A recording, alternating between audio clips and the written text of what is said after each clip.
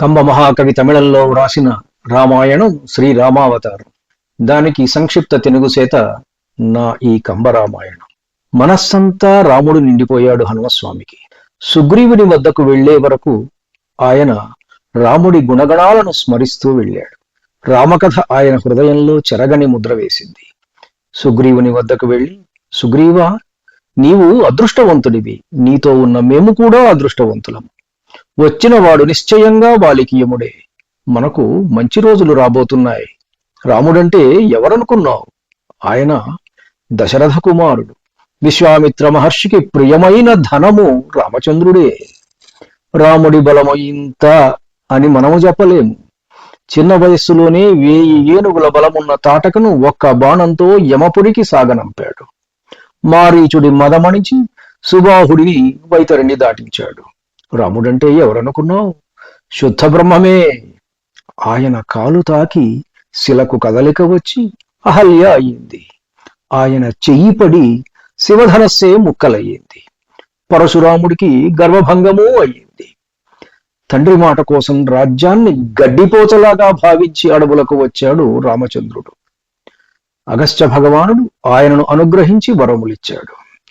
ఆయనతో పెట్టుకున్న విరాధుడు నాశనమయ్యాడు, ఖరుడు హతమయ్యాడు, కబంధుడు కాటికి వెళ్ళినాడు. వాలి కూడా వారు వెళ్లిన మార్గంలో త్వరలో వెళతాడు. శబరిమాత ఆయనను అర్చించిన తరువాతనే అమరపురి దారి పట్టింది. అటువంటి రాముడు నిన్ను వెతుక్కుంటూ వచ్చాడయ్యా సుగ్రీవ. ఒక్క క్షణం ఆలస్యం చెయ్యకు, లేచి రాముడికి స్నేహహస్తం చాపు అన్నాడు హనుమంతుడు. హనుమంతుడి మాటలు ఆలకించి లేచి నిలుచున్నాడు సుగ్రీవుడు. నువ్వు చెప్పిన తరువాత వారిని చూడడానికి నా మనసు తొందర పెడుతున్నది. పద, వారి వద్దకు వెళదాం అన్నాడు. ఆ ఇద్దరు వెనువెంటనే రామలక్ష్మణుల వద్దకు చేరుకున్నారు. రామచంద్రుడి సౌందర్యాన్ని రెప్పవాల్చకుండా అలాగే చూడటం మొదలుపెట్టాడు సుగ్రీవుడు. రామ సౌందర్య లహరిలో తేలియాడటం ప్రారంభమయ్యింది. ఆహా, సాక్షాత్తు శ్రీ మహావిష్ణువు యొక్క దర్శన భాగ్యము నాకు లభించినది కదా, నా జన్మ ధన్యమైనది నేడు అని మనసులో ఉప్పొంగిపోయాడు సుగ్రీవుడు. హనుమ సుగ్రీవులు ఇద్దరినీ సాదరంగా ఆహ్వానించాడు రామచంద్రుడు. తను కూర్చున్న వేదిక మీద సుగ్రీవుని కూడా కూర్చోమని పలికాడు. అపూర్వమైన వారిరువురి సమాగమం పోల్చడానికి సృష్టిలో ఏదీ లేదు. మనిషి నేర్చుకున్న జ్ఞానానికి విజ్ఞత తోడైతే ఎంత ప్రకాశమానంగా ఉంటుందో అంత ప్రకాశమానంగా ఉన్నది వారి సమాగమం. రామ, నాకన్నా అదృష్టవంతుడు మరి ఎవరూ లేరు. నా జన్మ జన్మల తపస్సు నీ స్నేహం లభించుడు వలన ఫలించినదయ్యా అని పలికాడు సుగ్రీవుడు.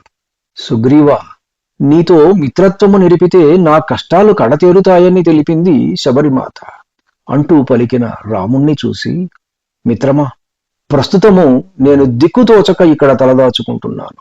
మా అన్న వాలి వలన నాకు ప్రాణభయం గలదు. ఇప్పుడు నాకు నీ అండ దొరికినది, నాకది చాలు అన్నాడు సుగ్రీవుడు.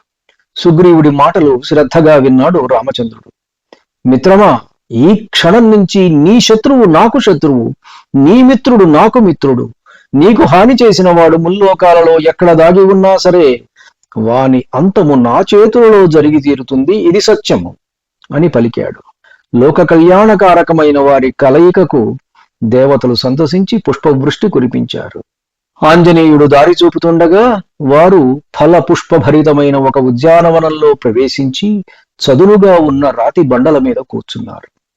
ఆ ఉద్యానవనంలో ఎటు చూసినా గంధపు చెట్లే. ఫలభారంతో వంగిన నానాజాతి వృక్షాలతో, స్వచ్ఛమైన నీరు నిండుగా ఉన్న తటాకాలతో కనులకు విందు చేస్తున్నది ఆ ఉద్యానవనం. హనుమంతుడు వారికి రకరకాల మధుర ఫలాలు అందించాడు. రామ లక్ష్మణ సుగ్రీవులు సెదతీరుతూ మాట్లాడుకుంటున్నారు. మాటల మధ్యలో సుగ్రీవుడి వైపు ప్రేమగా చూసి, వానరరాజా, నీకు భార్యావియోగం ఎట్లు ప్రాప్తించినది అని ప్రశ్నించాడు రామచంద్రుడు. ధన్యుణ్ణి. నమస్కారం. మీ ఊటుకూరు జానకి రామారావు.